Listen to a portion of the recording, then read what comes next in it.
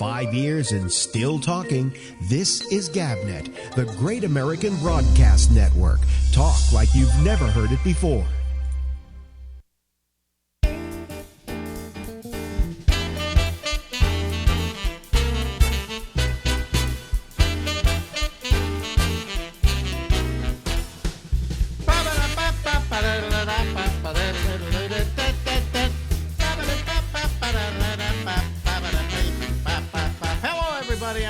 Bennett, and this, of course, is the Ramble. It goes from now until midnight Eastern Daylight Time.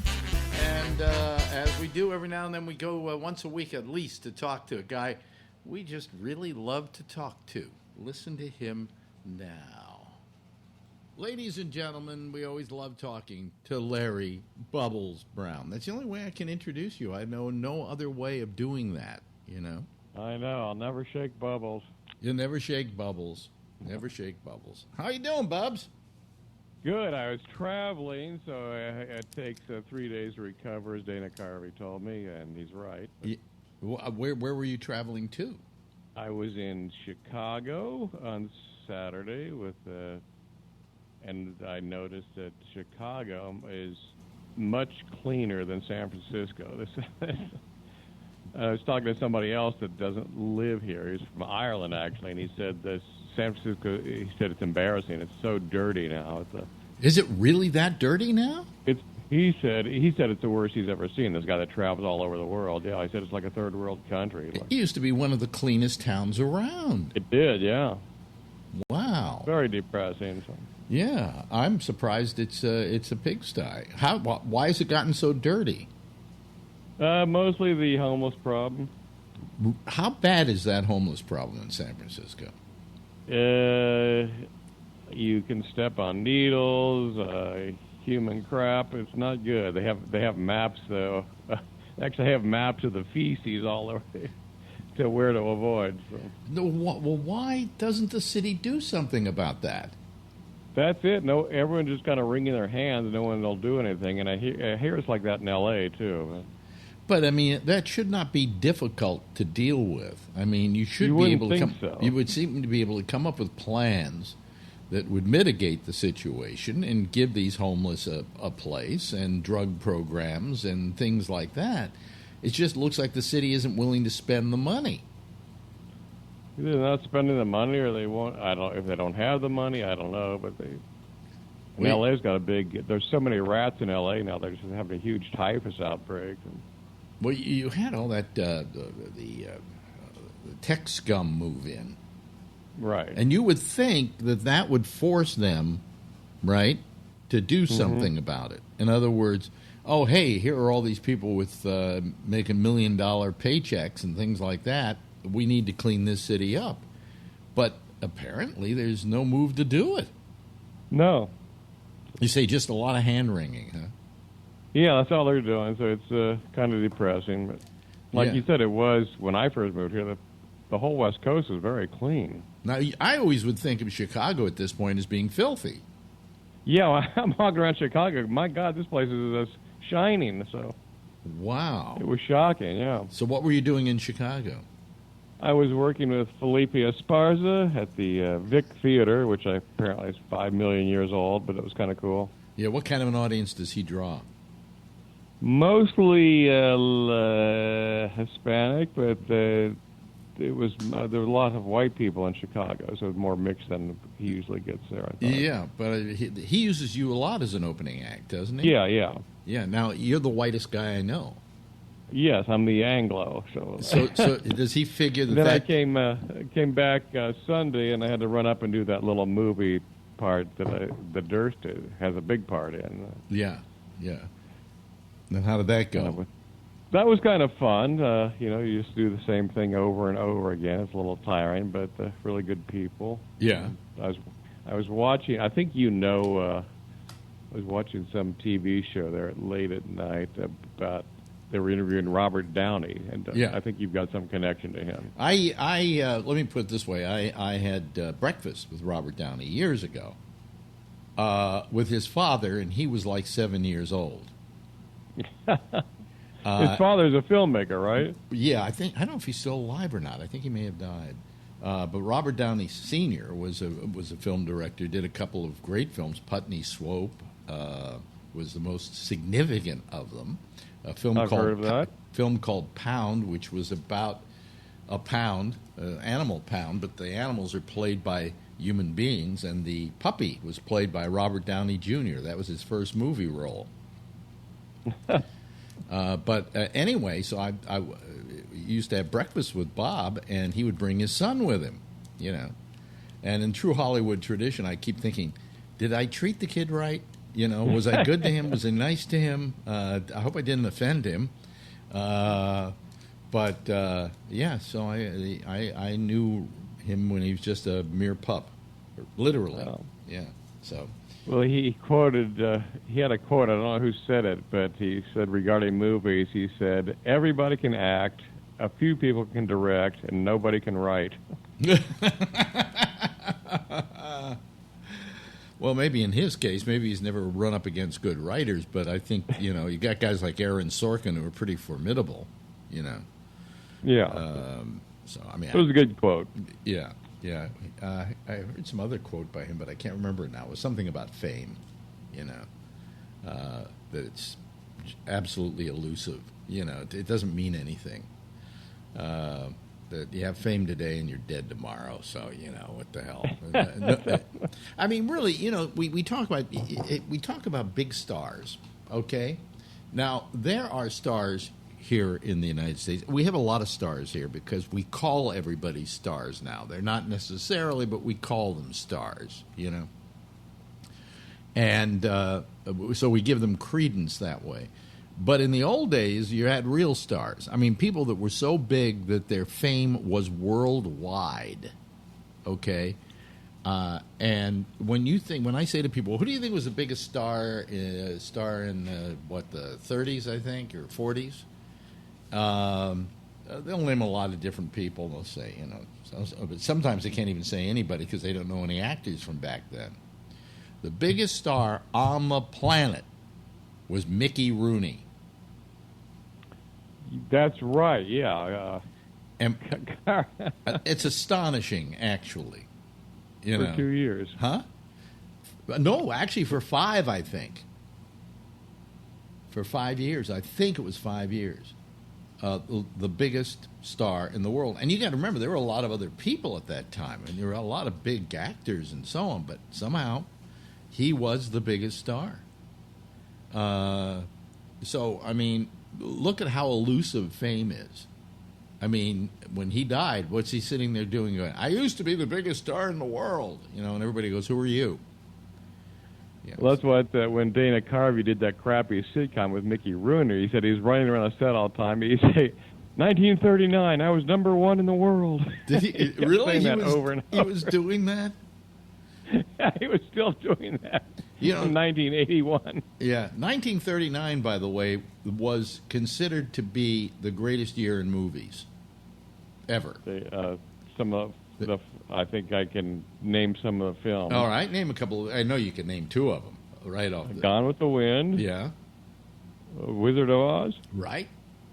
Okay, and there's 3 more that I can't remember. I think Citizen Kane was in there, if I'm not mistaken. I thought that was 41. Let me look this up here a second. I may be wrong about that, but let's see. Was Mr. Smith? Let me see here. I can't remember all the other films, but if you start listing them, there are just a ton of them. 1941 was Citizen Kane. Excuse me. Okay. But in 1939 produced supposedly the greatest amount of important films in the history of movies. Although I would say 77 was probably a good year, too, because that was Star Wars and a couple other things that went on in 1977 that were pretty big. But 39 is considered the apex of great filmmaking. And we don't make great films anymore. It's just we make what they call tent pole releases, in which you have a bunch of people doing these pictures that are supposed to appeal to a 10-year-old, right? And then everybody goes to see them, and they say, "Oh, we made $1 quadrillion over the weekend." So I mean, it's just the day of that kind of movie making is gone. Where that's all gone is to Netflix, Amazon, Hulu, where they're financing what we would call the old small independent films. And winning Academy Awards with them too. We might add. I mean, last year Netflix had the Academy Award-winning Best Foreign Picture in Roma, and so where it's starting to happen is there. And people say, "Well, that's not the movie theaters." Well, what are the movie theaters going to be? Pretty soon, I don't think you're going to see movie theaters. No, I don't either. They're going to just disappear. They're going to disappear unless they do something. The only thing they do now that makes people want to go see them is these big pictures with all kinds of explosions and, things like that, which is, somewhat is basically what the whole business has become. A small little film like the one you're making, right? That will they'll probably try to sell that to Netflix. Or something. Yeah, like nobody will see it. And nobody will see it, right? So what was your part in the film? I was the pest control guy, and I haven't read the script, so I have no idea what the film's about. But I can you remember your lines? Little comic relief. Yes. Actually, I have a thing with Will where I said, God hates tolerance. That's a good one. Yeah. And Will says, God doesn't hate. And I said, where do you think wrath comes from, you moron? And that was it. Yeah. And that was your part? No, well, there was two other scenes, but I can't remember the lines. Yeah. I'm just kind of this obnoxious guy. Oh, so you actually had a scene with Will. Yeah. Mm-hmm. Now, did you have this is a small independent production. Will's been up there for 2 weeks, so he's been doing some heavy lifting. I know. I couldn't do an interview with him a couple of weeks ago because of the movie. Does he have a trailer? No trailer. It's low budget. Low budget. Okay. But they did have a nice hotel for us. So. Yeah. And did they? Did it look like it was a fairly big production in that they're not skimping on equipment and things like that? Right. They're good equipment, and they had a crew that definitely knew what they were doing. So. Yeah. And of course, it was shot. Like I said, I don't know the story, but next time you talk to Will, I'm sure he'll have the whole thing. Yeah, and it was shot, I guess, using video cameras. Yeah, because that's the way films. They say, "I'm going to see a film today." There's no film. Come on, Kodak's almost out of business. Mm-hmm. There's no film. Thank God, because when you shoot film, if you make a mistake, go back and start all over again. They say, "Oh, well, you mean you mean tape, don't you?" No, it's not even tape. It goes onto a solid state thing that takes the signal and holds it, and no more film, no more tape, none of that. No, and it's certainly the old days with film, to distribute a movie, they had to make so many copies of the movie, which I thought those cost like $2,000 a reel. Oh, they cost about $2,000 a reel, and they were good for about a week until they got all hacked up from being shown. If you lived in, let's say you lived in Fargo, North Dakota, okay, they would do what they call bicycle prints. They would, in other words, they would send prints from one place and then to another and then to another and then to another. And by the time you got to Fargo, when you saw the thing, the film was so hacked up. Really? Yeah. I didn't know that. Especially, you could always tell the first 10 seconds of every reel was really hacked up. When you'd see the new reel go start, you would see lots of picture noise. And then it would start to clear up as it got more towards the center of the reel. And somewhere along the line, maybe in Oshkosh, some projectionist didn't clean his projector properly, so for the whole reel, there's like a line going through it. Yeah. There are people listening to us right now don't even know what the fuck we're talking about. Because not that long ago. Yeah. And so that's why film restoration has been difficult. There's this film I saw. I'm trying to remember what the name of it was, because what it dealt with was that there was this the last place, it's like in Alaska, that these films wound up, and then rather than have the cost of sending them back, the movie company said just keep them. So what they did at one point, the movie theater burned down, so a lot of those that were in the basement were destroyed. And then those that weren't destroyed, they just didn't know what to do with all these films, so they took them out to the tundra and buried them. Jeez, wow. Well, they found them recently, and some of them are interesting, really fascinating. Preserve? Did it preserve them? Well, I mean, some of them went out and were frozen in the tundra, which preserved them to a certain extent. You know, I mean, they weren't great copies of stuff, but this whole film was nothing but made up of clips taken from that film, that file. So it was the last place in the the continental United States. I mean, Alaska wasn't in the United States at the time. That they peddled the prints to. So that's what they did. They went from place to place to place to place. Now they send them a hard drive. How much does that cost? You know, almost nothing. It costs them almost nothing to produce them.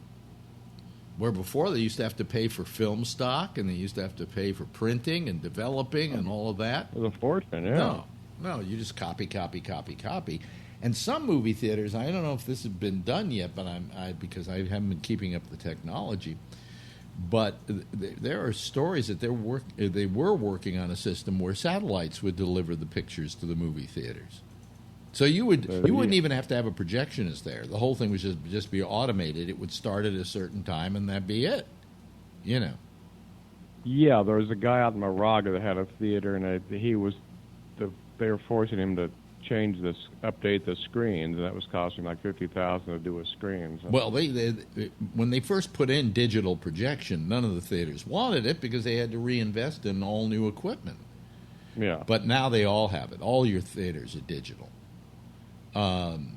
The problem with that is they really can't stop the film. They have a hard time stopping the film if there's a problem with it or whatever. You know, I've gone into theaters yelling and screaming down to the manager because I love 3D, okay? And I can tell when a picture's in 3D and not in 3D. And in one case, I went in and I started to see the picture and I went, this isn't in 3D. So I went down to the manager and I complained. I said, it's not in 3D. So he came up with me and he looked and he says, yeah, I guess it's not, but what do you expect us to do about it? I said, well, you charge $4 more for the 3D showing. You could give people their money back for starters. Oh, no, we can't do that.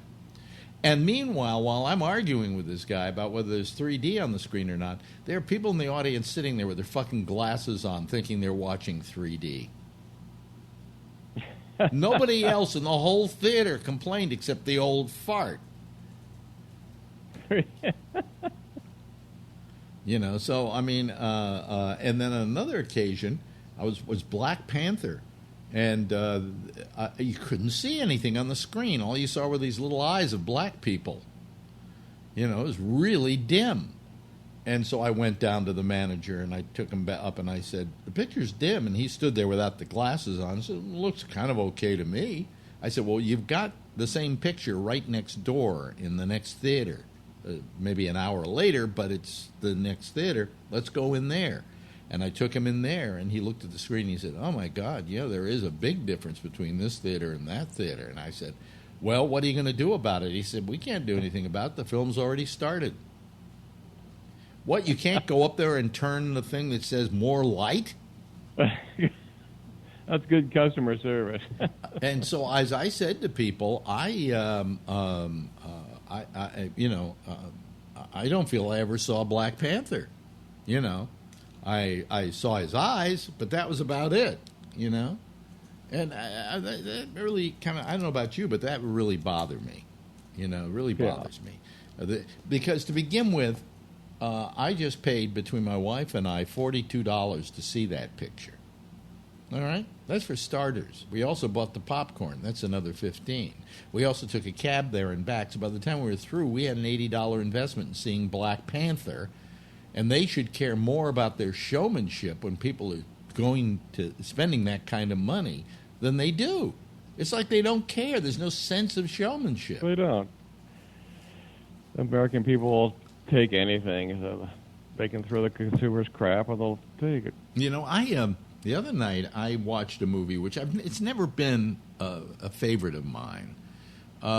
Basically because I consider it a really kind of corny soap opera, but that's Gone with the Wind. And I hadn't seen it in a while. It was on TCM, and I could go through it at certain speeds and so on. I started watching it, and I was amazed of the craft that was involved in making that film. I mean, that it is a great film as films go. Corny as it is, you know. I mean, I couldn't get into the story, but it is the first half is historical, and the second half is pure, dime store novel, corny romance. Mm-hmm. I'm going to leave you now kind of picture, right? In other words, it almost is two different movies, if you will. And but I watched it and I said, this is a great movie. You know, they could not make a movie like this today because they don't know how to make a movie like this today. And I was also amazed by the fact that it did hold up. You know, that it doesn't look antiquated particularly. There was another film I saw that I was amazed held up with time, and I can't remember what it was now. But some films do hold up. I mean, The Wizard of Oz kind of holds up against the kind of films we're doing today. Although I will watch a film like Gone with the Wind, and I will say if they made it today, everything would be digital. So the war scenes would be bigger and so on and so forth, but they'd all be digital, and you'd have that digital feel to it, which is a different feel than you got with the live performances. But also in this film, you had some very good acting going on. Clark Gable was very good in that picture. Vivien Leigh was incredible in that picture. Hattie McDaniel was incredible in that picture. Even Butterfly McQueen. I mean, there was some great acting going on in that film. So I was amazed at what a good film it was in the end. I wasn't as disappointed as I thought I would be by it. I didn't watch the whole thing because I know it almost by heart. But I did put on the scene, for instance, which is the intermission break where she eats a beet and it tastes bad. And she spits it out. And she stands up with her fist to the sky and says, "As God is my witness, I'll never be hungry again." And the music swells, and my tears are rolling down my eyes, you know. And I'm going, why am I fucking crying? But I'll tell you, I know why I'm crying. It's not her acting, which is very good. And it's not the photography, which was very incredible. It was the music. And one time when I was interviewing Marvin Hamlish, I said, why is it every time I go to see The Way We Were, which I consider a very corny movie, and you did the music for, do I suddenly, in that last scene, start bawling my eyes out? And he said, because I used the special chords. I said, yeah? He said, there are chords I can write into music that will invoke a crying response from you. I went, geez. Wow, that's amazing. You know, he said, yeah, there is a series of chords you can hit or whatever that will create that situation. Wait a minute, why did my phone just started checking out everything I was saying like Siri? It was writing it all down. Anyway, so I mean. Well, there's nothing more powerful to a movie. I think it's the music that makes a movie. It's if you didn't have that in the background, I think most films would be very flat. Well, I mean, most movies wouldn't work like they work. I mean, yeah, they wouldn't work at all. I mean, imagine if you stripped all the music out of, say, Raiders of the Lost Ark. Would it be as heroic? You know, But music is singularly one of the most important parts in selling the movie to the audience or making it believable. So, yeah, even the silent films, I think didn't they have live music at those? they had live music. They had live orchestras, like sometimes 80-piece orchestras in the pits of the theaters playing the music. But I'll tell you more about that next time. Okay. Because guess you what? know everything about. We have to find the 3 movies from '39. Yes, we will look that up. Anyway, good talking to you, Bubs. Good talking to you, Alex. Let's talk next week. You got it. 5 years and still talking. This is GabNet, the Great American Broadcast Network. Talk like you've never heard it before. Let me see. Let me get my camera up here. Can I do that? There we go. Hello, everybody. For some reason, I was having trouble switching using my keys. You see, I should be able to. You see, I can't do it now. That's really strange. For the whole show, I'm going to be like this, huh? Let me see here. That doesn't go either. Son of a bitch. It's one thing or another. See, I have to go up here and then I do that and it'll work, but otherwise it doesn't work immediately. Anyway, let me go to the phones. Let me open up Skype lines so I don't have the easy switching tonight, I guess, huh? Oh, well. They said that you could do it by, I was reading, you could do it by hitting certain things and, it doesn't work. Okay. All right. So I'm just waiting for people to call, and we will do a show here.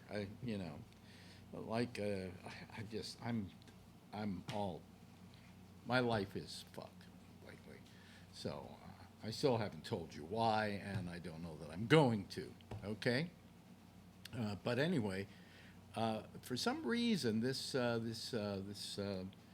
thing refuses to.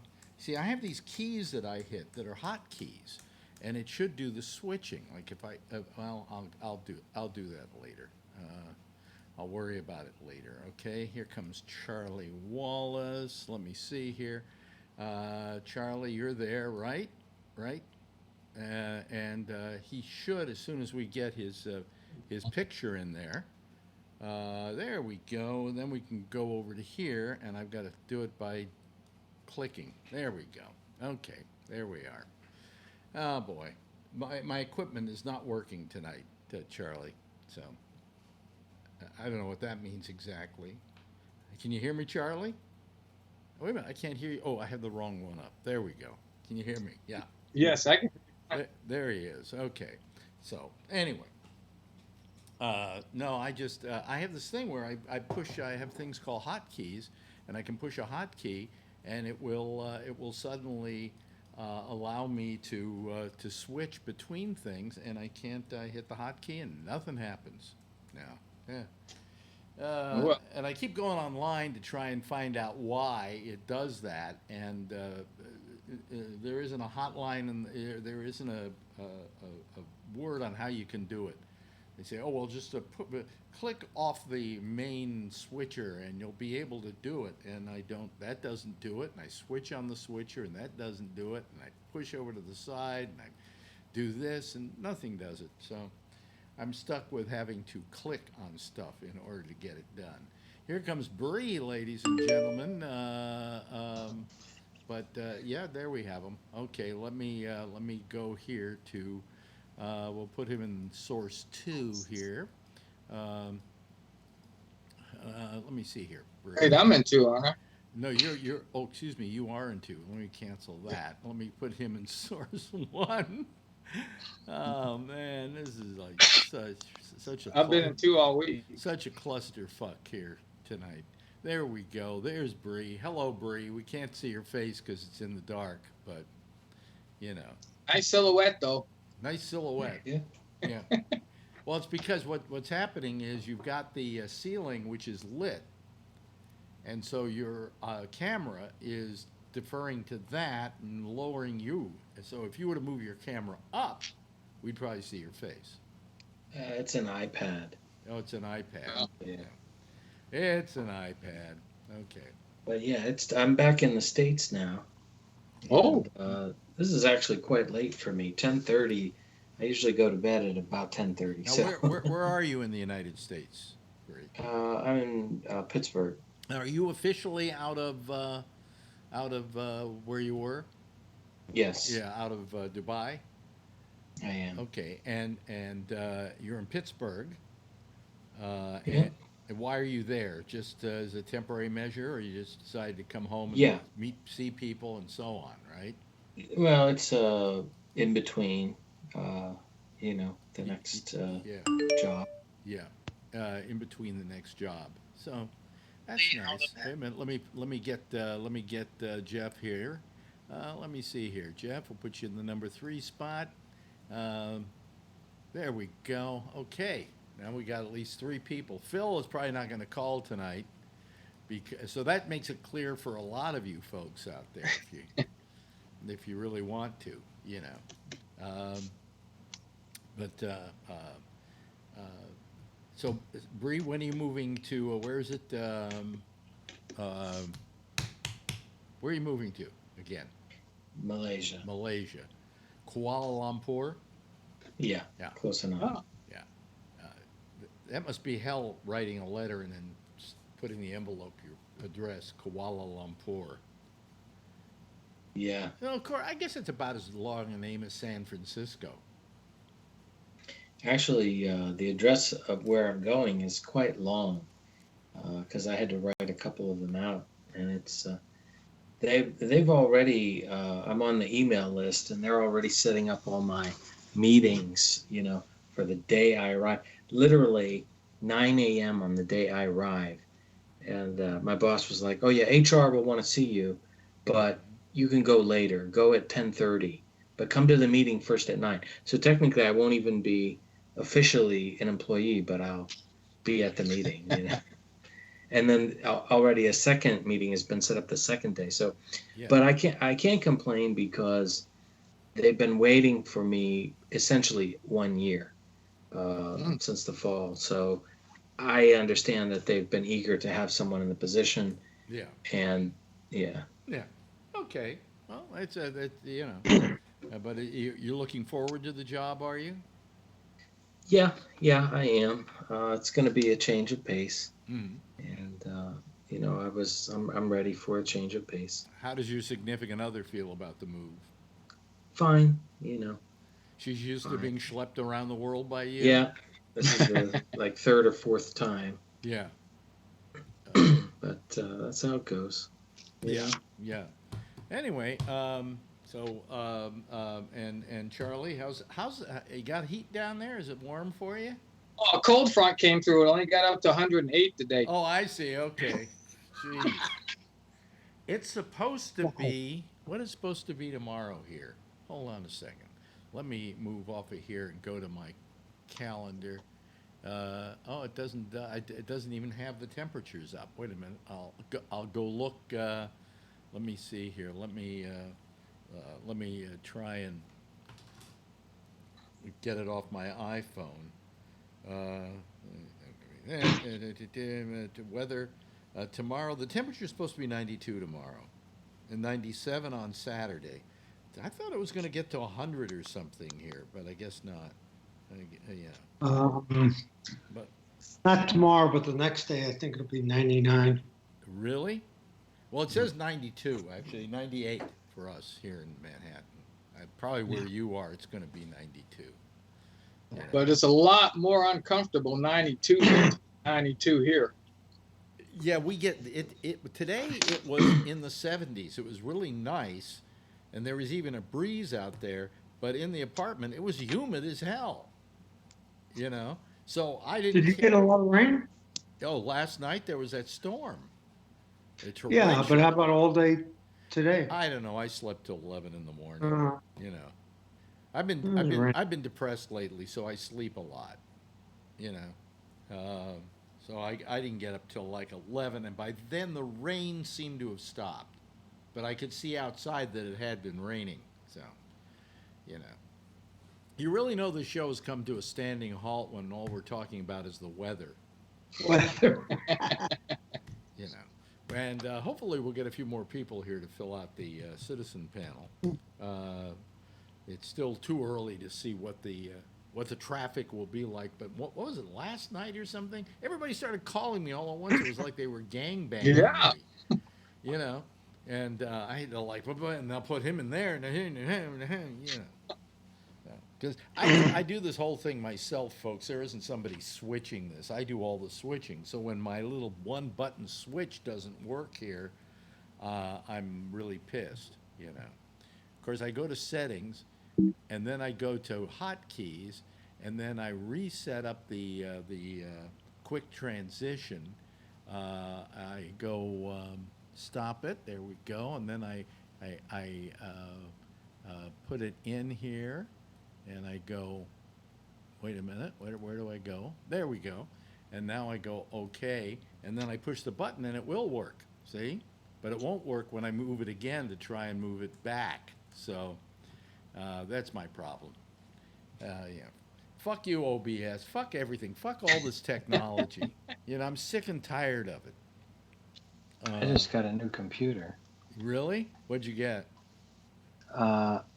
I was watching all day on Prime Day, and I had it down to like 3 different units, and then ultimately I just decided, no, not getting anything. And I went to Best Buy today, and they had this Asus ZenBook Pro. Yeah.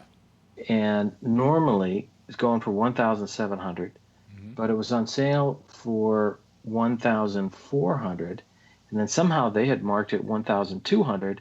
And then it was an open box item, so I got it for $780. Oh, really? Wow. That's pretty good. Why does now this is a laptop, right? Yeah. Why is it such an expensive laptop? I mean, and why? Let me put it this way: why is it such an expensive laptop and it's not an Apple? It actually competes with the Apple, but it's a Core i7. 8th generation or 8th or 9th, and it's got an NVIDIA GeoForce 1050 video card in it. Yeah. And it's got a 4K touch screen, and it also has a screen pad. Yeah. So it's got 2 screens essentially. Yeah. And I think I can show it to you here. Let me see. Yeah. Let's see here. There it is. So there's the screen pad, and then there's the touch screen.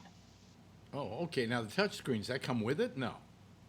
Yeah, it's a touch screen, 15.6-inch screen. Oh, I see. And then a screen pad, which is a trackpad, which turns into a screen. You can do all kinds of things on this. So it really has 2 parts to the unit? No, it's like a regular laptop, but where you have a trackpad, that trackpad, you can just make it a normal trackpad if you want, but it can do many other things. It essentially is a second screen.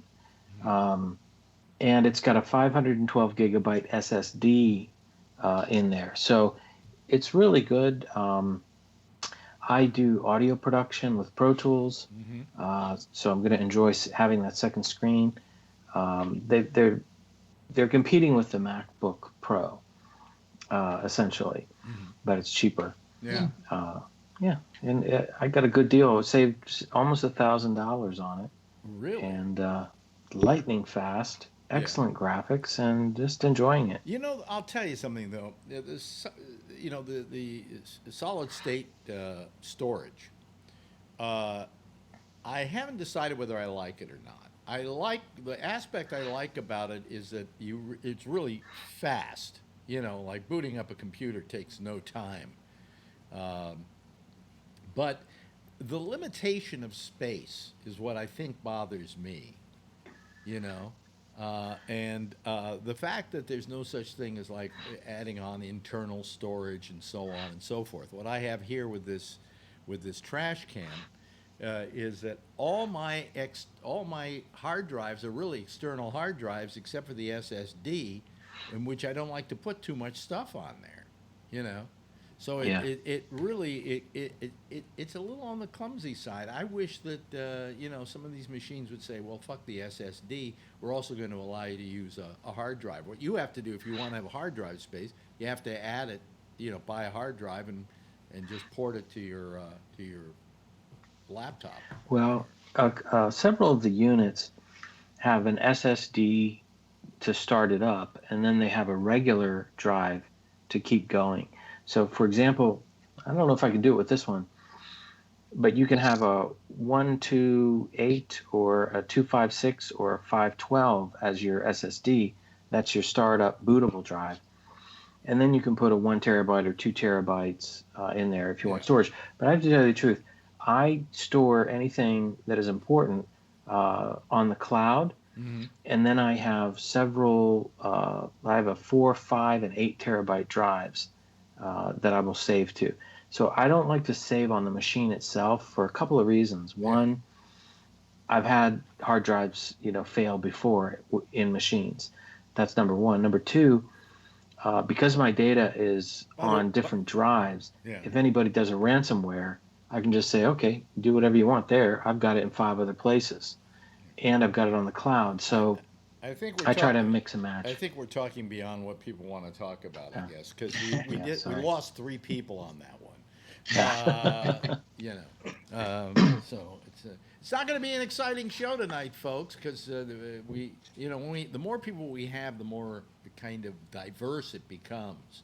And when I only have 3 people, then it's limited to what the 3 of us have on our minds at the time. How about you, Jeff? What do you have on your mind? Well, today I just cooked, and I made clams for everybody, and they loved it. Really? Yeah. Wow. You like that? Huh? You like that? Yeah, I like that. I like clams. At one time in my life, I didn't have a taste for them, and then I got a taste for them. And then once you get a taste for them, you're kind of addicted to them, Yeah. So. Yeah, I just cook it like Spanish style. Yeah, Spanish style? What in some kind of a tomato sauce? No, I don't put tomato sauce. Just wine. Okay. And garlic and onions and everything. Yeah. Well, clams are nice. They're really good. They're terrific. Well, let's see. We've talked about food. We've talked about the weather. We've talked about a new computer. That's about it for tonight, folks. We'll see you soon. I'm wondering why I didn't go down and do the Jim Bohannon show tonight. I stayed here because I thought, everybody will be calling, and I have to do my show for my people, and I don't want to let them down because last week I took 2 days off. And then tonight I really felt like taking the night off because I went through another bout of depression. But, I'm here. So if I'm here, where the fuck are you? Yeah, Phil's not even here. You guys can call. Well, in a way, we can see. I mean, we can talk about a lot of stuff here without being interrupted. Hey, Alex? Yeah. Yeah, that's true. I don't know for what it's worth, but... I live an expat life. I come back to the States for a couple of weeks every year. Yeah. And I see our country through different eyes, and there are a lot of things that are quite disturbing to me about our country and the way that it operates. Mm-hmm. And I sort of have known these things, but then they come back like, I don't want to go on and on about it, but I'll just give you a couple examples. Like I used to have a 5% off red card at Target. It was tied to American Express, and you put money on it, and you get 5% off. Well, they stopped doing that after I left last year. So this year I said, all right, I'll get the credit card because I want to get the 5% off. And they rejected me. And they said, well, you don't have any activity. So I checked my credit. I don't have any U.S. activity for the last 15 years. But, so you can't get, so in other words, I consider myself perfect financial situation. I have a student loan debt that I pay off, but I don't have any major credit cards and no debts. But they won't give you a credit card because they want you to have a credit card so they can charge you interest and hope you screw up on a monthly payment. Yeah. But actually, not having a credit card, I think I'm more credit worthy than having one and messing up on it, And so it's just really strange. And then all of the TV shows are so graphic and violent and really, I mean, kind of crazy. And then you have prescription drugs all over the place. I don't take any prescription drugs, and I'm made to feel like somehow I am less than, like I should be taking 5 kinds of different drugs. And it's just ridiculous. And the things you see in the news are just absurd.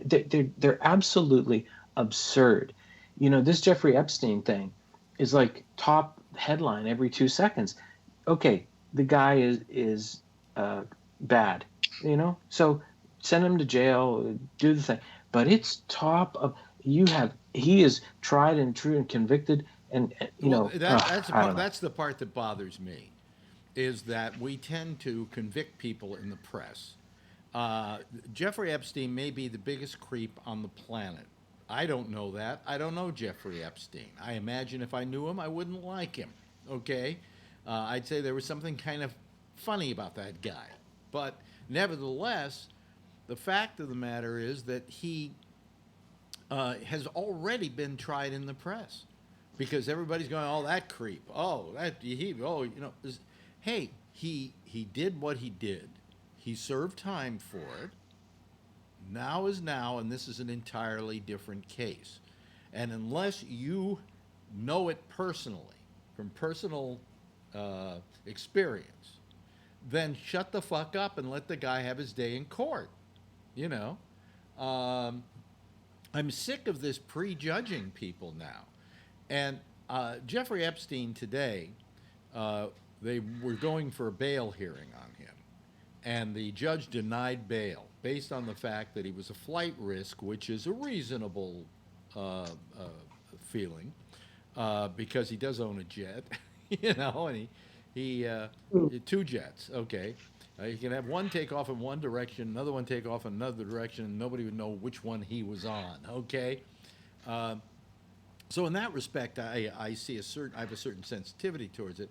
But then saying that he was a menace to the community, listen, I think Donald Trump's a menace to the community, all right?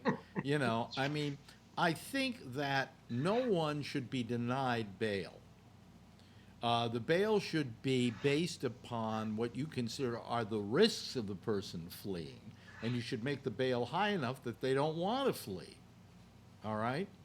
And quite frankly, to tell you the goddamn truth, when it comes to Jeffrey Epstein, if he wanted to flee, great. We don't want him around here. And how's he a threat to the community if he escapes?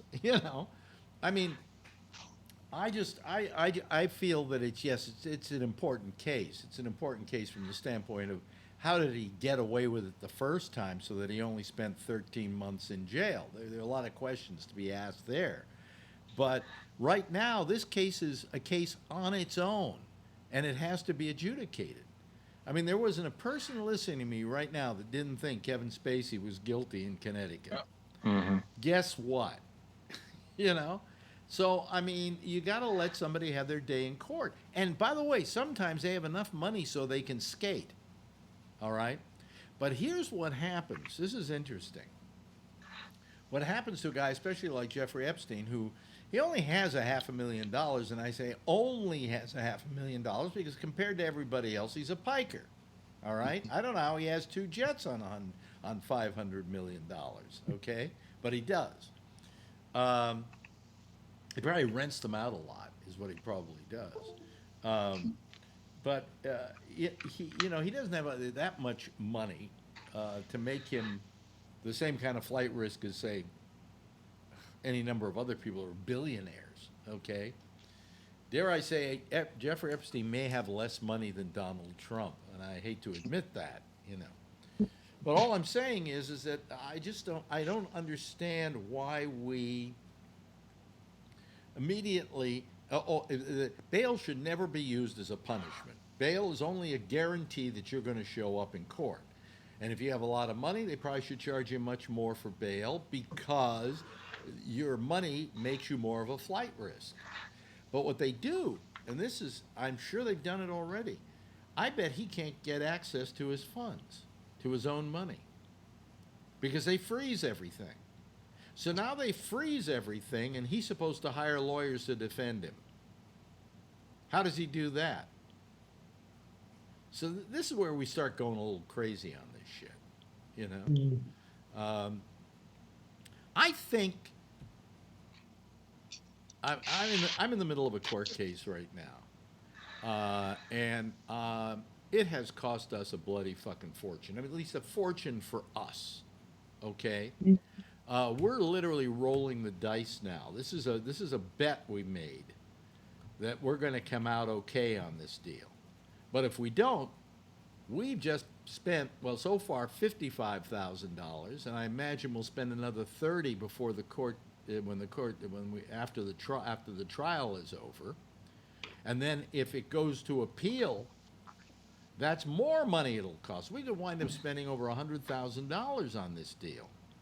And while we may be able to say, okay, well, we want our money back from the parties that have put us in this position, one of them could go bankrupt, and the other could just refuse to pay because he's the landlord, you know? I mean, it's just, and it shouldn't cost us all this money to defend ourselves in this case.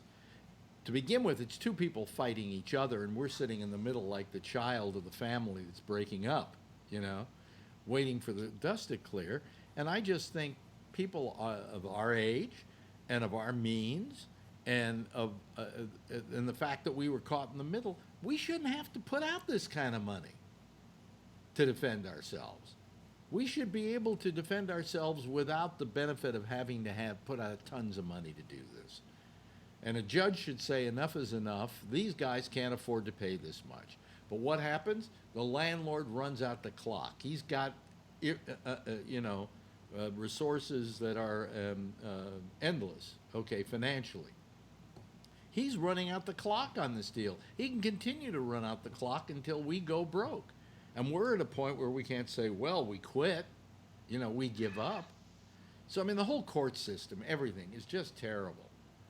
And you know, I don't even get me started. Yeah, yes, Jeff. Does the owner own that whole building? Yeah. Or just the building. Parts of it? No, the whole building. This place isn't a condo. Yeah. This place isn't, what's the other thing? Condo and I can't remember what the other configuration is. Huh? So everybody who lives there is a renter. Yes, everybody's a renter. Yeah. Yeah. And you got this landlord, and he screwed over I think the guy who rented this apartment, who then turned around and screwed us over. All right, he's in the worst position of all, the landlord. He's in a terrible position, but he can run out the clock on this thing. He can drive all of us broke trying to get him to pay up. Because if he loses this case and they say, okay, you owe this guy this much money and then he owes you this much, they'll just go to appeal. That's another 2 fucking years. You know, they've got to change the whole legal system. The only people who benefit from the legal system are the fucking lawyers. Yep. And they love every inch of it, you know. That's why they went to law school. That's why they went to law school, you know. And I thank God we've got a good lawyer, and we're happy with the work they do, and they're certainly on our side, but they're not cheap, you know. And if I wanted a cheap lawyer, we'd be out of this apartment by now, you know. So I mean, it gets me very, very depressed. Why should the landlord have endless resources and I don't, and he can just play out the clock and I can't? And that somewhere in the legal system there has to be something to equalize that out, where you could complain, well, this guy's got an endless amount of money and I don't. I need some kind of help here, you know, and relief. But instead, it just goes on and on and on and on. And there's this. I can't tell you how many mediations we had. until it came to the other day. Well, no, we neither of us can agree. That's the other two guys. We're ready to settle. Give us an offer, you know. But they're not willing to settle. They're playing pissy with each other, and we're stuck with our own legal bills to defend against that. So this goes on and on and on.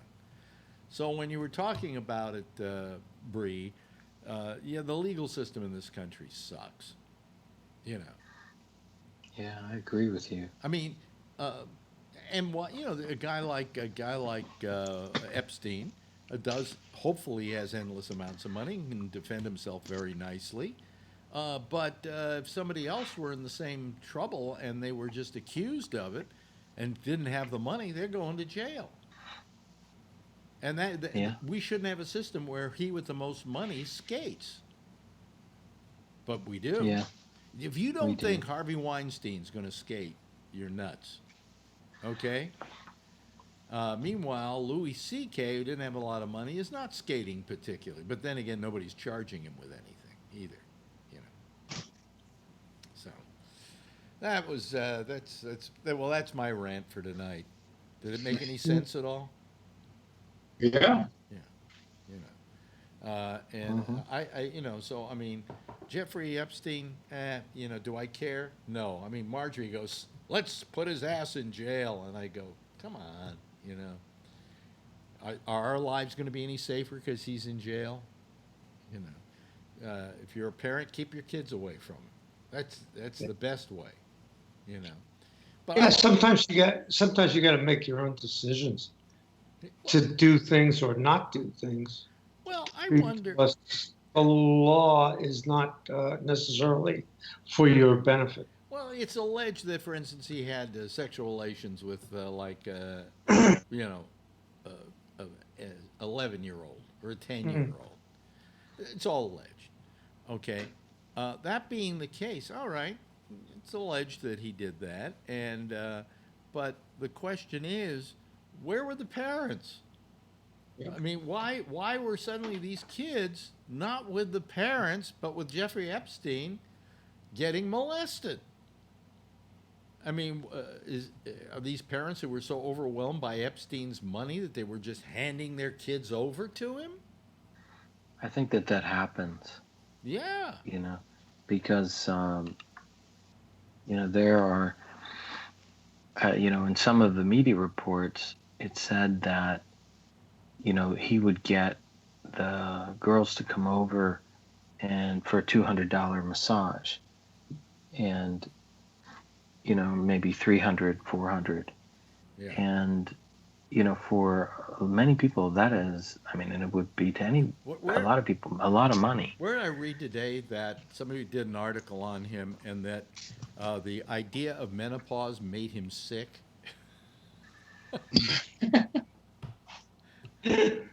You know, I mean, if he did all the things he did, you know, it's pretty creepy because I can't see why he would. I would never want to have sex with a child. I wouldn't even want to have sex with a child when I was a child. Okay, you know.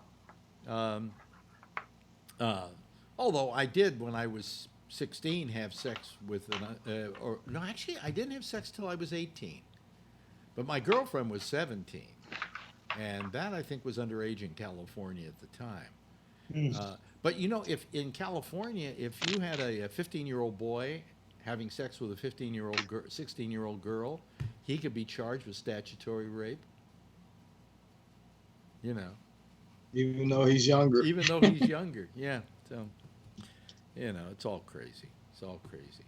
But what do you think? I mean, Bree, it's got to just gall you what this president of ours has been doing this week. You know, our president, Donald Trump. Well, this is another thing. We just, it's just kind of unreal what's happening. I saw the 4 female congresswomen give their talk, and they, you know, one of the first things they said was, don't take the bait. And then I just thought, But that's exactly what you're Yeah, doing. well, that's exactly what they were doing. Yeah. And But then again, it's a distraction. But then it's again, all a distraction. Then again, Bree, if the president of the United States said something like that about you, and we could easily say, go back to where you came from. Which one, Dubai or Kuala Lumpur? Or, I'm in between. But you almost feel you have to reply. It isn't a matter of taking the bait. It's a matter of defending your honor, And these women did nothing except be anti-Trump and speaking their piece.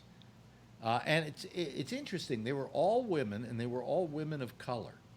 Yeah. There wasn't one person there. There wasn't a male there, and there wasn't a white male there, okay, or even a white woman there. He went out against 4 racially diverse women, okay.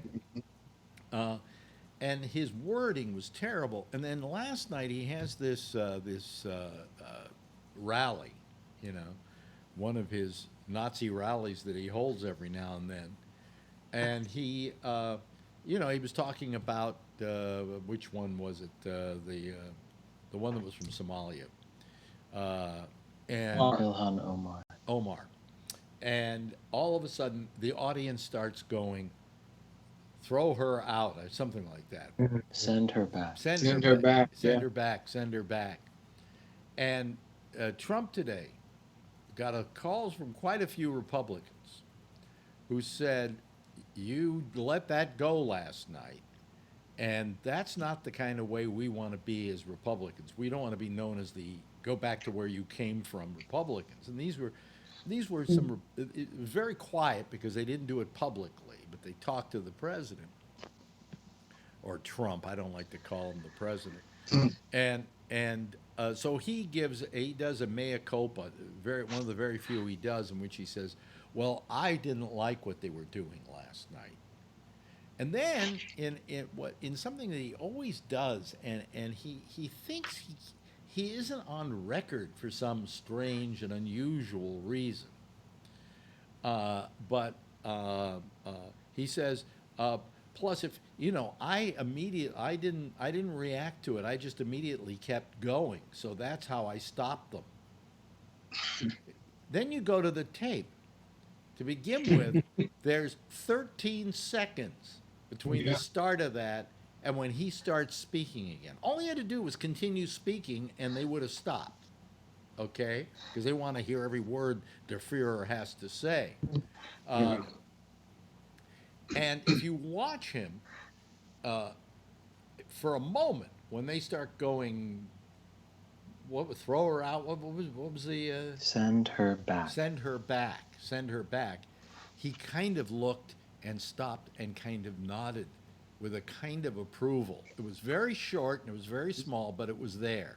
And then he didn't say anything for about another 10, 12 seconds. Well, but that's what he has said. Yeah. He said, go back to your country. So he's already said that. Yeah. Yeah, but he didn't like the chanting. He thought that was wrong today, and that he tried to. He'll say that now, but in 3 or 4 or 5 days, he'll pick it back up if it works for him, if it's working. Yeah, that's how he operates. He lets it happen. If there's enough of an outrage, he'll kind of say something about it, like, I didn't totally go along with that, and then 3 or 4 or 5 days after that, it'll become the mantra.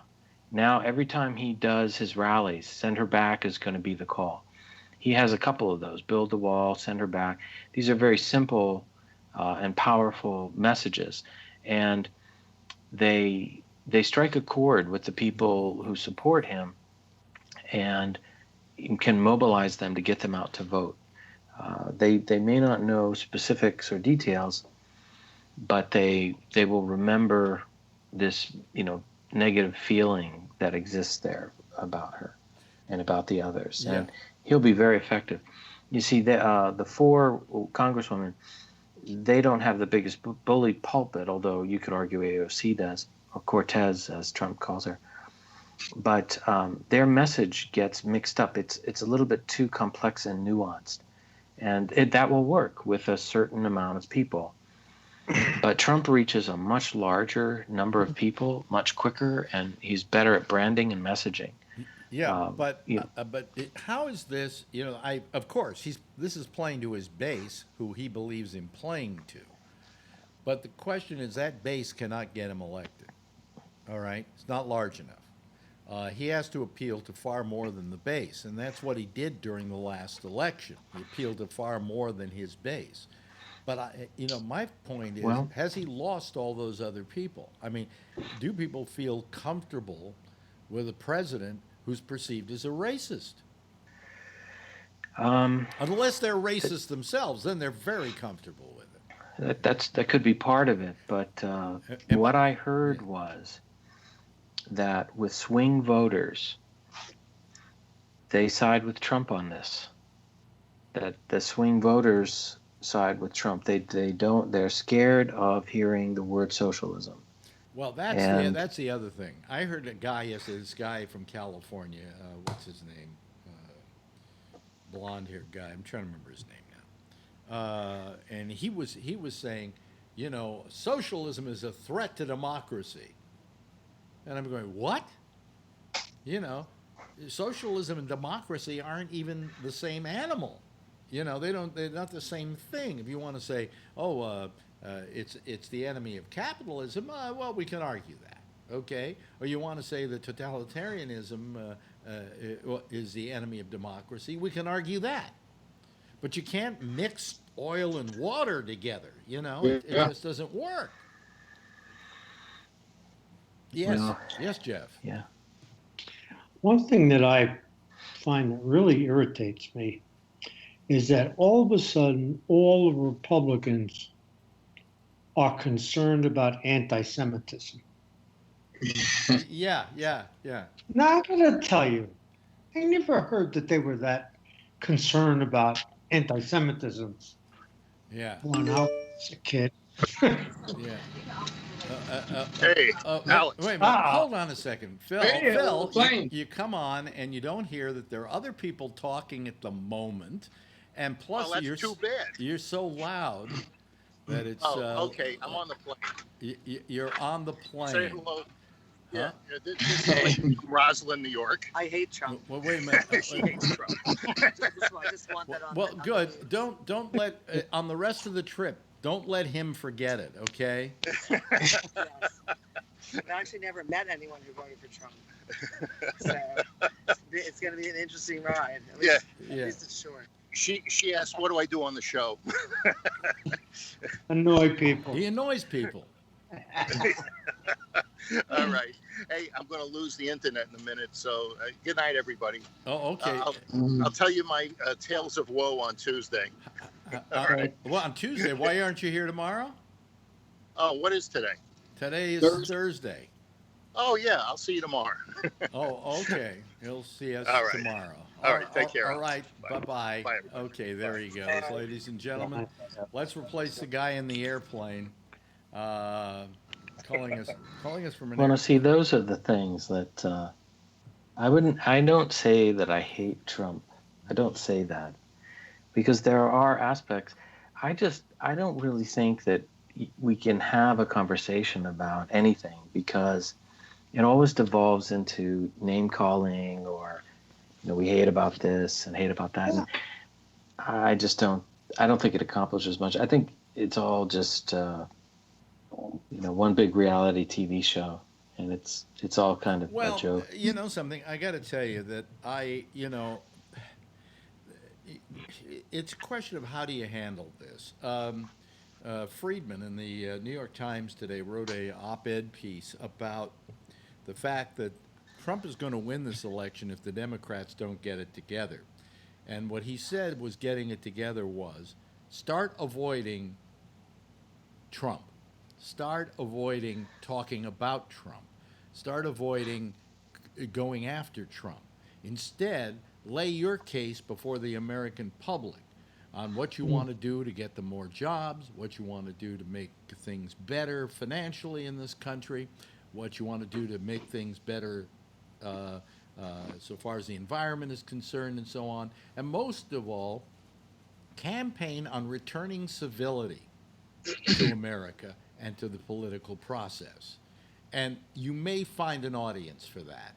You may find, but if you're just doing nothing but going after Trump, you're losing. You're running a bet you can't win.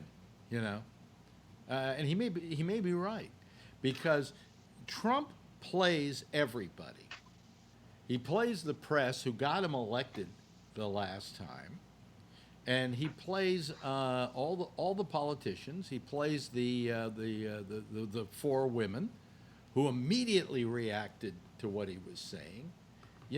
I mean, it's kind of interesting. Here comes Kevin. Yeah, I don't see anyone who I don't know if you saw the CNN draw picking thing.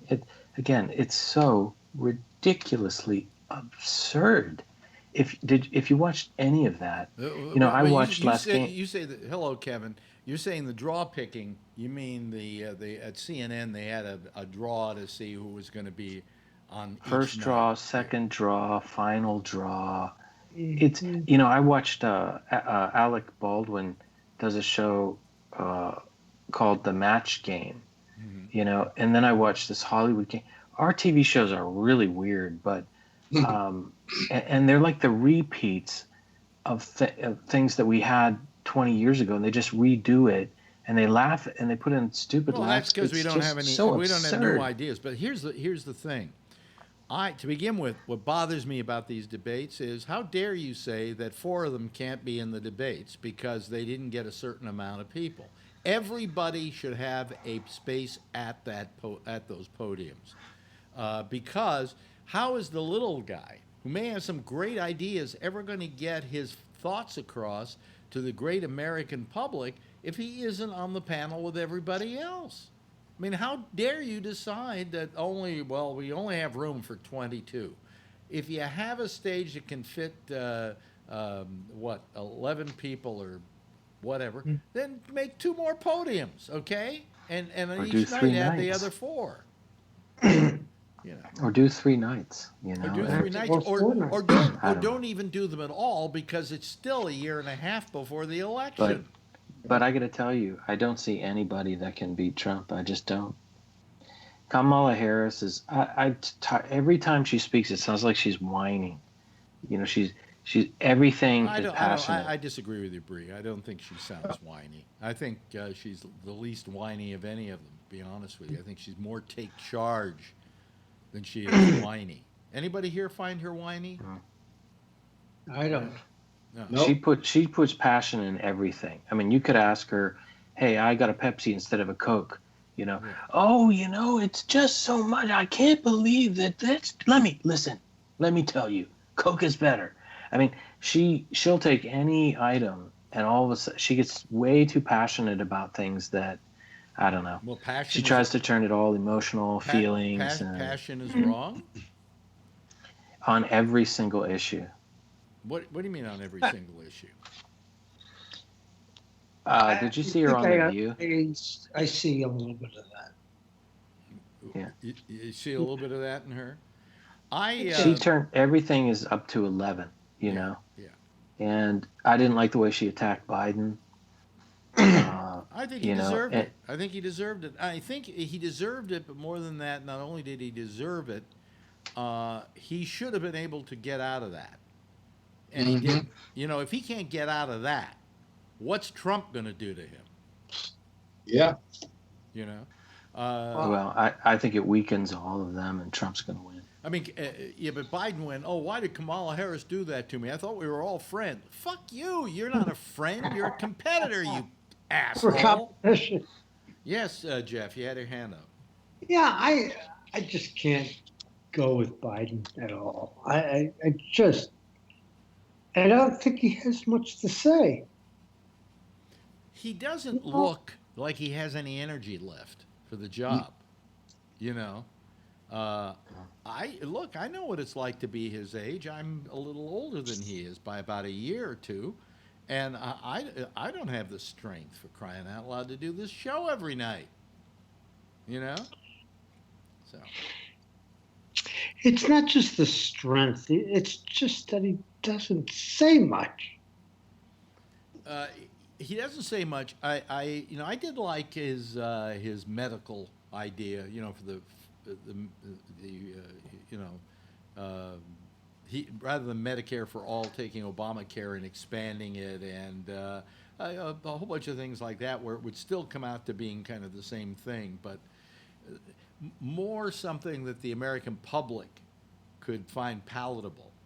I mean, they should be able to find Medicare for all palatable, but since none of them or most of them aren't on Medicare, they don't know what it's like, Yeah. And that's the problem.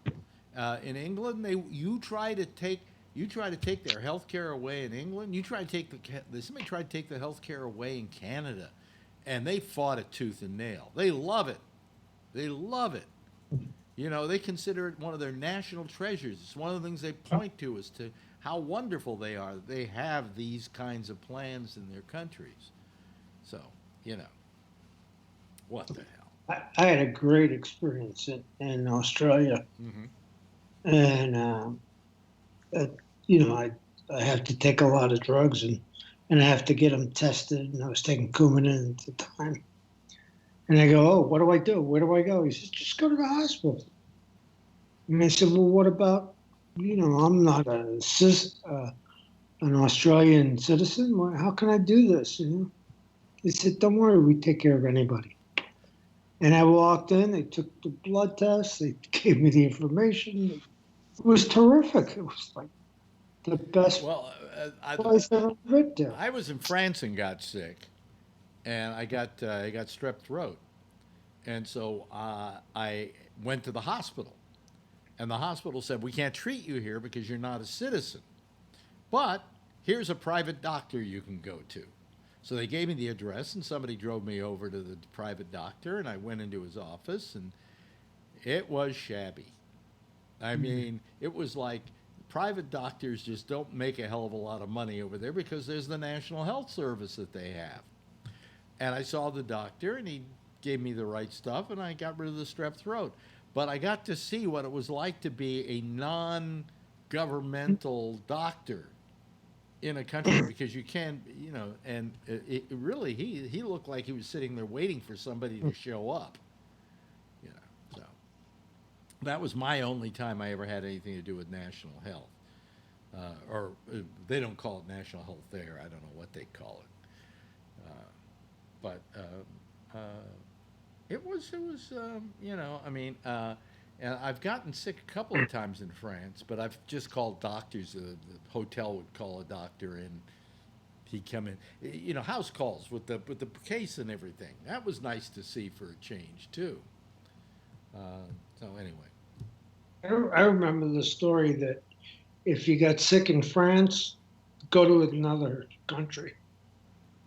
Oh, really? Yeah. Because I don't know if that's a joke. Most of those countries will take you, even if you're from another country. France won't, but France will help you find a doctor. Yes, Charlie. My daughter lives in Amsterdam, and she's still an American citizen.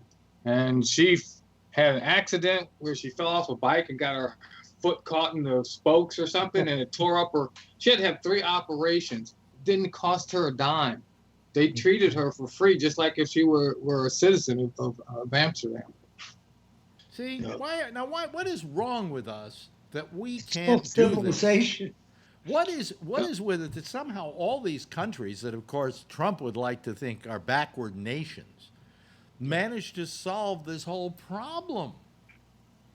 They got it. And they spend less on medical care than we do. Well, I think it's because we've commercialized our system. It's like with our media, and everything is commercialized so much that we forget what originally it was like to be human. Another thing is, around here where I am, the weather is so beautiful, and everybody has their air conditioners on all the time, and I walked the other day between these different shopping places, and people just look at you like, oh my gosh, there's a person walking, and like, what, don't you have a car? You can't afford a car? And then people still use straws and plastic bags. They'll give you plastic bags like it's going out of style. And it just amazes me. And then I look in the parking lot, and there's these little tiny women with these huge SUVs. I mean, there's so many SUVs you can't even see a regular car, you know, and yet, and then we wonder there's like this heat wave coming, and there's like flash flood warnings, and people are wondering, doesn't anybody stop and think there's a connection here? And then like you hear all this violence, and then you turn on the TV screen, it's all violence, like all day long. It's absurdly violent. I just see we're just so far off kilter that I don't even know how we get back. I know, if we can. Maybe there is no getting back. The one problem that I've been having, I don't want to get into it much, but I'm trying to get a second opinion, and I have been dealing with a major hospital here in New York City to get a second opinion. I want to know about a process and what my options are, and whether maybe my own private doctor isn't overcalling the situation. Do you know how hard it is just to get an appointment for a second opinion? I mean, it's ridiculous. You know, all I want is to go into a doctor and say to him, okay, here's what my doctor's doing. Here's what he thinks, blah, blah, blah, blah. I don't know, you know, all I know is this doctor, but I don't know what the true options are, and blah, blah, blah, blah, blah. Would you give me your opinion? You know, here's the information that I have about what's been done so far, and so on and so forth. Just give me the information, because I want a second opinion. And by the way, I went to this hospital's website, and they have a whole thing on second opinions, and they said, come on down and see us for a second opinion. You know, we welcome it. You should have a second opinion on everything. And now I'm trying to get it. It's like I'm trying to get into fucking college, you know. Yeah, that's when the marketing and the branding does not meet the reality. Do not meet the reality, right? Yeah. No. So I'm still. How often does that happen? Yeah. Always. Well, please send us some of these papers and those papers, and we'll get back to you. And then they don't get back to you, and you're going, you know, I could be dead by now. Who knows? You know, Jeff, you've been through this kind of thing, right? Yeah, I've gone through it, but I don't know. I've had some good luck as far as scheduling to meet me and to go into New York, actually, for another opinion compared to, I usually go to Yale, so I thought, well, let me get somebody else to take a look at what's going on. Yeah. But once I was there and they were talking to me, they said, they were almost like trying to organize me to have the surgery in New York instead of in Connecticut. Yeah. Okay. Even though that wasn't the reason that I was there. I was there for a second opinion. Yeah. You know?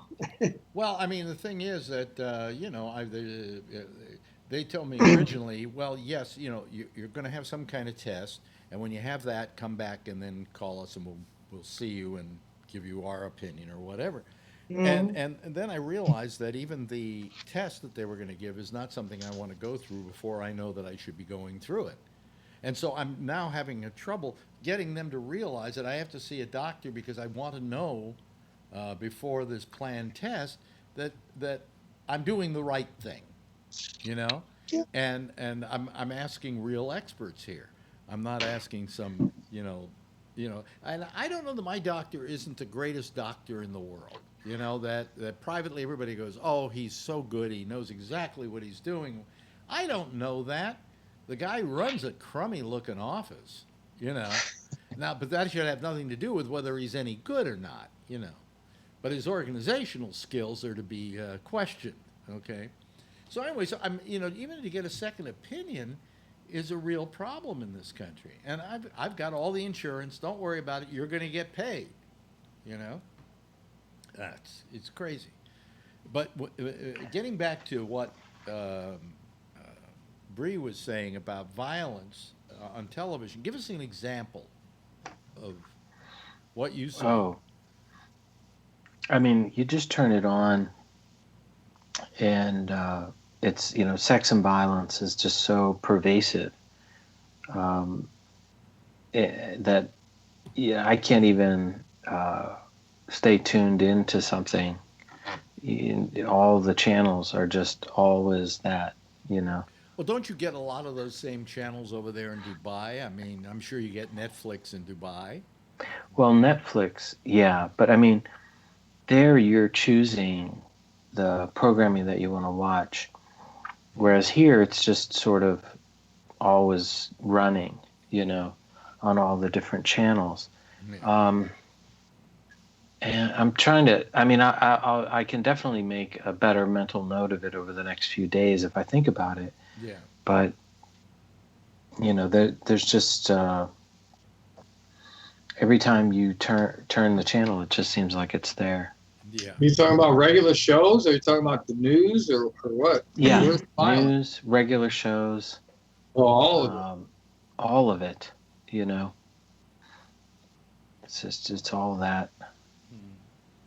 Well, I don't know that of course, the violence. I'm trying to figure out what you mean by the violence on television, because there may be some violence on cable, but on the networks they're kind of wimpy, if you want my opinion. Yeah. You know, they're rather sedate. But then again, yeah. Well, it seems like the only thing on is like America's Got Talent. You know, every other night. No, America's Got Talent's only on once a week. Oh. Seems like it's on but more. there's no violence on that show. Yeah, where's the violence there? You know, maybe somebody's throwing knives at some woman on a wheel, you know, but outside of that, there's no violence. You know. I haven't seen any violence on The Price is Right. No. But anyway, how you doing, Kevin? Hanging in there. Yeah. How do you feel about our Fuhrer and his statements about go back to where you came from? Oh, you know, when I thought he'd had come back and said, when I saw the headline that he was going to avow his you know, his send her back statement, I thought it was going to be, maybe he's actually going to do something, and then he you know, did his little spiel on during this press conference, and I went, this is the same old crap. No, he didn't disavow his saying it.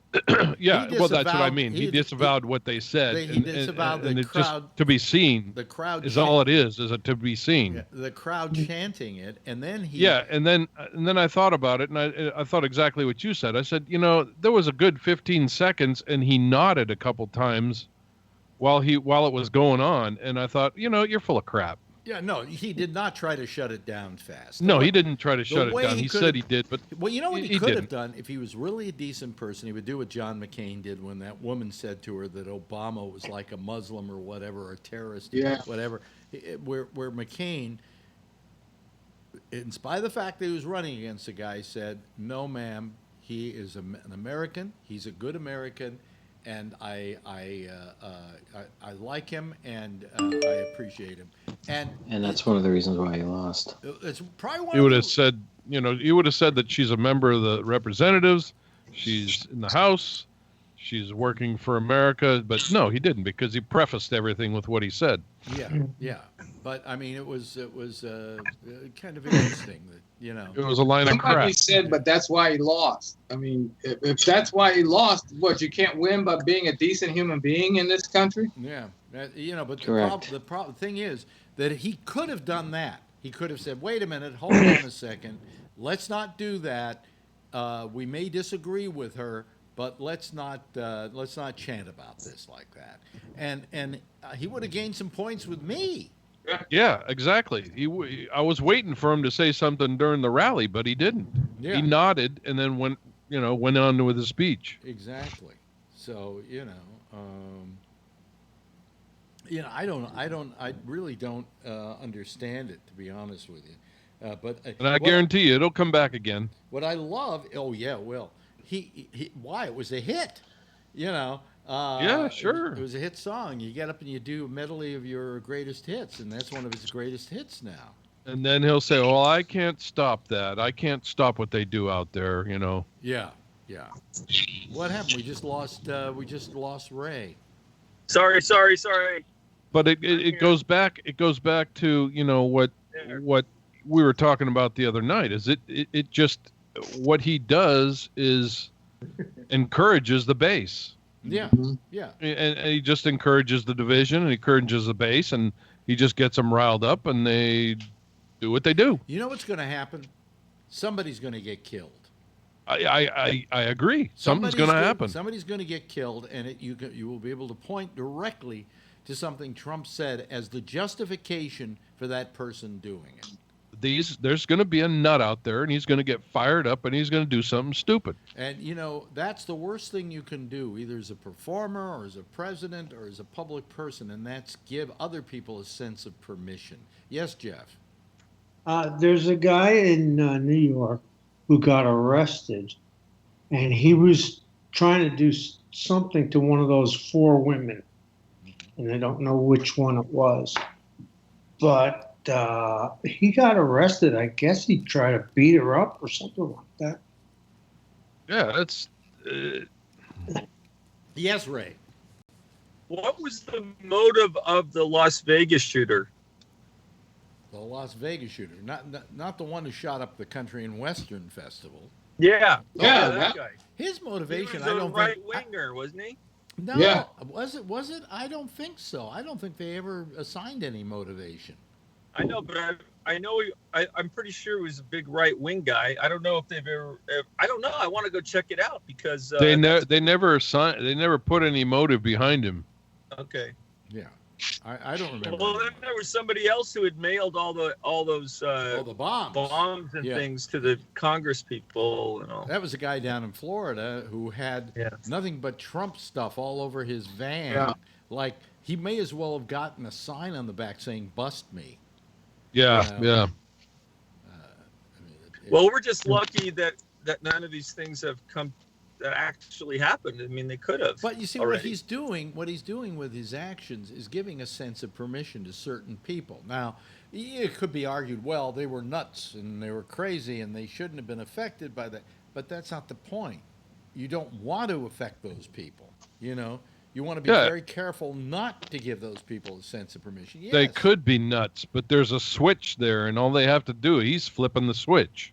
Oh, listen, I looked at all those people at that Trump rally last night. Every one of them is capable of going out and killing one of the 4 women. I mean, they just... Well, if you notice, there was a couple of them on the left side looking at the screen that kind of looked at each other, and they were going, really? They're saying that shit? I and bet then there was people on the right side that were joining in, but there was a couple of guys on the left side, because I always look at the people behind them to see who's really, getting into it. And the 2 guys on the left were standing there going, they're actually saying, send them back. And, they were Trumpers, but you could tell they weren't exactly joining in with the crowd. I wonder how many people in those audiences are Trump people. Well, they kicked a couple of them out. Did you see that? There was one guy that got walked out, and he had a MAGA hat on, and he flipped it off his head when he was getting walked out. Yeah. And, of course, Trump jumped in and said, yeah, take him out, send him home to mommy, and all that crap. He's stirring it up. Yeah. Why were they throwing the guy out? Was he... Because he started, going against the MAGA. He was one of the plants, I guess, probably. One on our side, you mean? Yeah. Mm-hmm. And he had a MAGA hat on, and then when they caught him, mouthing off, they escorted him out, and he had a MAGA hat on, and he flipped it off while he was getting escorted out, and then Trump turns around and says, yeah, send him back home to mommy. He's going to go to jail, and mommy's going to have to bail him out. And he's stirring it up while they're taking him out of the auditorium.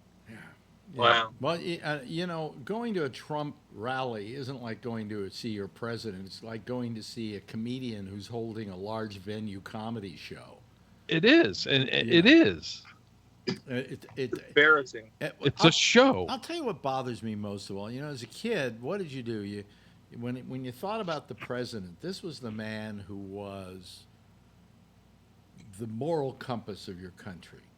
And he had a certain special vaunted position in our society, whether you agreed with him or not. And every president up until now has taken that seriously, even the ones we didn't like. I mean, even Bush, was respectful of the oath that he took, and was respectful of the job he had and of the office of the presidency. This guy has no respect for it. None whatsoever. Zilch. Nada. Nothing. Do you feel that way, Bree? Would you agree with me that he doesn't seem to really admire the job that he has? No, I think because he didn't expect he was going to really get it. And, you know, and this is what people, you know, I've said it all along, they want to be entertained. And he just keeps being entertaining. But here's the I don't even think he believes that stuff. Honestly, I don't think he believes it. I don't think he has any political passion at all. I think he's all about Trump. You know, he thinks that he can stand there and say, "I love America, I love my country," and hug a flag, and that's all he needs to do. Well, apparently for most people, that's the case. About right. It's all he needs to do. And that's the mentality of the base. Yeah, yeah. Well, you know, I mean. The point is that it's come to this is what's happened, and what part of what this why it's come to what it's come to is the fact that the public has ceased to be able to tell the difference between real life and reality shows and television. Correct. And this is one fucking big reality show. It's not the presidency. Yeah. And That's right. they're buying it up. They're eating it That's up, right. lock, stock, and barrel. You know? So, I mean, what are we going to do? You know, that's the way it goes. Except you can't change the channel. No. And he dominates. He dominates every day. He dominates the news. I mean, how many days did we go without hearing from Obama? You know, or hearing people even discussing Obama. You know, but every day, it's Trump this, Trump that, Trump, Trump, Trump, Trump, Trump, Trump. You go over to MSNBC, they're doing nothing but talking about Trump. They may as well call it the Trump Network, for crying out loud. That's right. And they didn't learn their lesson the first time around. If they want to consider themselves to be left-wing, then get on board with the idea that you should ignore this guy because that'll drive him crazy. But by talking about him all the time, you're just going to get him elected again. Which they probably don't mind because it's another 4 years of blah, blah, blah, blah, blah, blah, blah. You know, that's why I find it so hard to watch MSNBC now. I'm over watching CBSN because they just recite the news. You know, nobody's sitting there with a fucking opinion all the time. And he's feeding off that. Oh yeah, I'm sure. You know, he looks at MSNBC and says, "Oh, they're so left wing, they're walking off the cliff," and it's damn near true. Now here's the question that I have to ask, and I always am kind of asking this question internally within myself, and that is, Donald Trump writes has all these tweets. Does he write them? I don't know. I mean, do you really think this man can even type fast enough to write these tweets? Well, he sure can't spell, so that part of it's right. Now, or does he dictate his tweets, or does he have a tweet writing staff? I don't know. Some of his shit's so fucked up, it looks like he does, but I think he does it. Yeah, he probably does while he's sitting on the toilet. Well, that may be true, but I just don't think that he's even. If most of the spelling is right, most of them. I don't know. If you read a lot of them, they're really bad. Oh, really? Yeah. Oh, okay. I'm just wondering if he is not the only one writing these tweets, but if he just says, "Go write a tweet saying such and such, and let me okay it before you hit send," you know. But Yeah, that could be. He has two different accounts. There's one that he writes, and there's another one that's the official one that's written by other people. But no one pays attention to because it's not entertaining. What is the one that's his? The real Donald Trump? Yeah, the other one is like POTUS or something like that. POTUS. And that he doesn't. Well, then they got the White House one too. So. Yeah, he doesn't write the POTUS ones. Somebody else writes it for him. Yeah, but the real Donald Trump. That's him. How do we know that when somebody calls himself the real this or the real that, they really are the real Donald Trump? Well, there's a blue check mark by it. Twitter checks them out. Yeah. Yeah. I mean, it's verified. Yeah. By the way, no, it's him. By the way, you let me see here if I can find it here. Let me go. You sent a thing. I had these things of the of people who that I did, where I did my face, as an old person, because that site. Yeah, Russia's got your information. Hold on a second. I'll talk about that in a second. But here is the one that Ray did. Look at this, folks. let me just turn it on. If you. Oh my God, it's horrible. You gotta do that. Okay, there we go. There he is. Okay, there he goes. All right. I just thought you'd want to see that, folks. Oh, you can see it on YouTube? Yeah. I just played it on I'll YouTube. try to bring that up. So people could God. Yeah, I did a record screen on the iPhone, so you could see it going back and forth. Yeah. You can record screen on the iPhone? Anyway, you were saying, Bree, about the fact that they can do all this and they can do all that. People have published their disclaimer about what they can do with your videos, with your photos. Yeah, I never do that stuff. Well, no, the fact is that's the same. It's the same terms and conditions that Facebook has and that YouTube has. They all say that. It's to protect their asses, But I don't care. Go ahead, steal my identity. I don't give a shit, I don't have any identity left anymore anyway. So.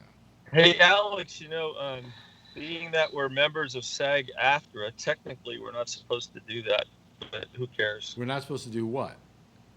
Like what I did, turned mine into a video like that. Oh, really? Why?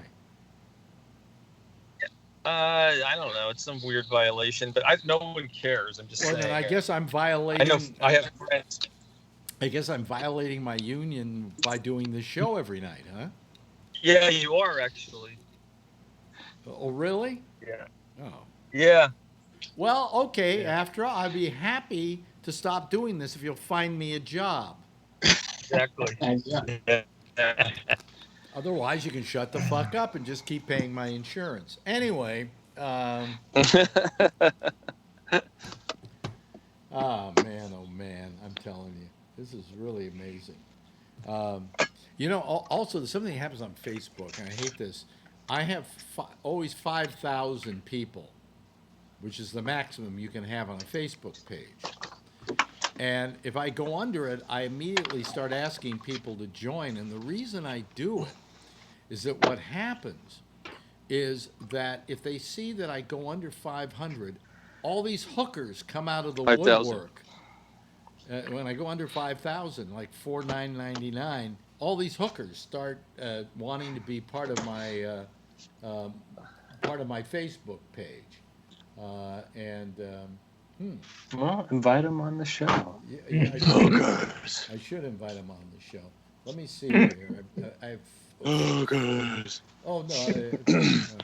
And anyway, all of a sudden, all these women, and if Facebook's going to stop the fucking Russians and they can't stop just some 2-bit hookers, we're in a lot of trouble, come on, this is a violation of my personal space.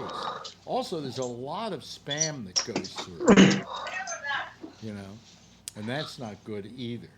By the way, in case people didn't see it last night, let me just quickly show you the screen of me from there. That's me as an older man. I know a lot of you are saying, "What's the difference?" But supposedly, this program. Did you hear that this program was started by a Russian company to show young people what they would look like if they drank too much vodka? That's what I heard. But it is right now. I think it's the most popular app in the business, isn't it? At this moment. Yeah. Gathering all that data. Yeah. For face recognition software. I wonder why it got so dark. It's because you got home, right, Ray? Yes, I'm home. Yeah. I'm home now. I'm in the bathroom now. Oh, really? But I won't show you anything that's, obnoxious. Well, if you want to take a leak, go ahead, Pierre. I'm gonna sit though. You're gonna sit? Yeah, because my wife hates the splashback. Oh, really? Do you have rules in your house too? Yes. You're gonna go like a puppy. Yeah. Yeah. Yeah. Oh, there. We just lost your picture. Oh, I'm sorry. That's because I forgot to turn my Uber off. Wait a second. And I just got a request, and I just turned it down. Where's my Skype? Oh, crap. Skype. All we Oh, get there is we that go. Skype logo. And it's bad. I'm driving the throne right now. You There can't we go. drive the car. Yeah. You're supposed to look straight ahead. And this is what internet broadcasting is all about, folks. There's no FCC bullshit going on. It's just like, oh, shoot, I'm gone again. I know. I'm sorry. I'm coming back. I just got to make sure I signed off. Okay. Signed on. All right. I'm off. Okay, cool. Yes, there Jeff. we go. Jeff. So I'm curious if anybody who's on the show right now lives in a state that got Trump to get elected. No. No. Charlie? Well, let's see. I know that Kevin isn't. I think Arizona and Texas both went for Trump. So that's what I thought. Yeah. Okay. So Connecticut didn't go for Trump, did it? No. No. Nope. Yeah. So we're fine. Wow. It's. Would Arizona ever consider a Democrat or not? Yeah, he's not as popular here as he is in Texas. Yeah. And who knows if he's going to hold Texas? A lot of people are saying that he's losing Texas. Yeah. And I can't remember the reason why exactly, but he is losing Texas. So, all of this is. There goes Ray again. We lost. No, Ray that's again. because of stupid. God, this phone. You have to you have to stay on the Skype screen or you disappear. Oh, well, you just learned a lesson, didn't you? I was trying. Everything's cool now. Yeah. I won't ever disappear again. How long is it taking you to pee? Well, the thing is I have to now get up. Oh, I see. It didn't. All right, so here I go. Okay. I'm getting up now. Splashback where? Well, I showed her this video. They did this video where they did infrared of like somebody peeing in a toilet for a week, and like piss splashes everywhere, all over the walls, everything. So now I have to sit to pee like a Frenchman. Really, that's her aim is to keep the restroom clean. Your aim will help that a lot. Exactly. But there's less splashback. The least splashback is if you aim towards the front of the toilet bowl, but only 20% or less of people do that. Of men do that. Really? Yeah. Boy. Proven. Really? Okay, I guess I got to get up now. Depends on what design of toilet you have. Oh, that's true. You can get one with a low water. Right. Well, I also get a bidet. It's more fun. I also got this. You're not supposed to pee in the bidet. Just do a ball wash. There was a song at a festival where the woman said, "I eat a high fiber diet, and I have a low flush toilet. I make every gallon count," or something like that. It was a song. I don't know, but I got something wrong with my toilet. My turds get stuck. Oh, I hate that. And then I got to go to the other bathroom to get the plunger because she won't let me keep the plunger in this bathroom. See, another one. They're too long. They're too long. The women in the house always want to rule the bathroom. Yeah, they always do. Like my question is, how much stuff do you have in the bathroom, and how much stuff does she have in the bathroom? Yeah. You know, shitloads. I've got a toothbrush and some toothpaste. That's about it. You know, a razor. But you know, all the lotions and potions in the medicine cabinet and you know, and then plus the rules we have. You know, like, would you leave the seat down? No, I'm not going to leave the seat down. Screw it. You can't lower the seat when you want to use it. And by the way, then she says, and don't forget to spray. Yeah, but you're asleep, and the poop smell is going to be gone by the time you wake up. You know. You got to use poopery. Look, how much stuff in that cabinet? Open the cabinet there, Ray. Yeah. How much stuff in that cabinet is yours? And this is my kids' cabinet. Oh, I understand. This is my wife filled this one up with stuff. Yeah. I didn't put anything in here. Is there anything in there you use? No. So really, the bathroom isn't your place. That's right. There's nothing in here anyone uses except her. Yeah, it's kind of like when you're there, you're a guest. Exactly. Okay. Yeah. Yeah. Thanks. Yeah. None of these things have anything to do with me. Right. Yeah. Yeah. Yeah. And up here we have all kinds of smelly soapies and lotions. Oh yeah, yeah. Those. And this holds lotions and soapies, lotions, candles. Yeah. Gee, are they afraid of smelling bad? Is that what it's all about? I guess. I don't know. Yeah. I don't know. But then they hold their farts back, and then when they let them go, it's just horror. It's a horror. It's horrendous. You know what I love about my wife, and she's going to hate me for saying this. She has a tendency to fart. Okay. Oh Jesus. Yeah. She has a tendency to fart, and I, you know, at her age, why not? And I have a tendency to do it as well. But the thing is that I will be sitting there, and all of a sudden, and she always has this spray around in case she does, and I will suddenly smell this thing, and I'll say, "Did you fart?" And then she admits it, but prior to that, she's not going to admit it or do anything about it. You know, and sometimes she denies it. And I said, well, I don't know how you can deny it because the rest of the world can smell it, you know. So that's what it's like to have a marriage when you're older. What is this? Look at fart fights. This is the. Look at this. This is the other bathroom. Perfumes. Yeah. Perfumes. Yeah. Lotions. See? None of that. Skin stuff. None of that is yours. Mousse. Hair things. This is the advertising and commercial reality we live in. Yeah. Look at this. Yeah. People wonder all why kinds they of get cancer. Smelly things. Smelly lotions. Lotions. Yeah. And let's see what I got. I got weed. Let's see. I got a bag of weed. Yeah. Yeah. Wait a minute. Let me just let's see. Stuff. I got condoms that never get used anymore. Yeah. Let's see. Got. Oh God, I'm gonna get in trouble. Okay, I gotta stop this. Okay, we gotta stop that. And it's, we also I gotta put on the theme here, so Jack can get on. Weed and condoms. That's it. Weed and condoms. Boom, breakfast of champions. What a way to finish the show. Hey, listen. Thank you, Ray, for the tour. You bet. Thank you, Kevin, for being here. Jeff, terrific. Charlie Wallace, always wonderful to have you. And Bree, glad to have you back in the United States where you can watch all the horrible television and the violence and all of that. Once they asked Lawrence Welk what he thought of violence on TV, and he said, I think they should be, and so should the saxophones and the trumpets. Anyway, everybody, why don't you do this? Give a big wave goodbye to the folks out there, and I'll wave back at you, okay?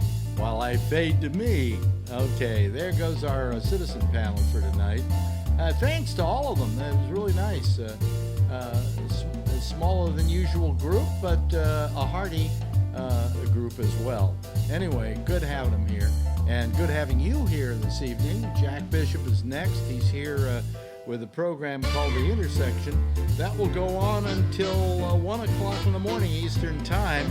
There's no Damien this week or for the next 2 weeks. He's taking some time off. And so we will then be back here again tomorrow night, as we always like to say. Same time, same station in life. And in the meantime, as always, if you see her, tell her I love her, okay? Bye-bye, everybody.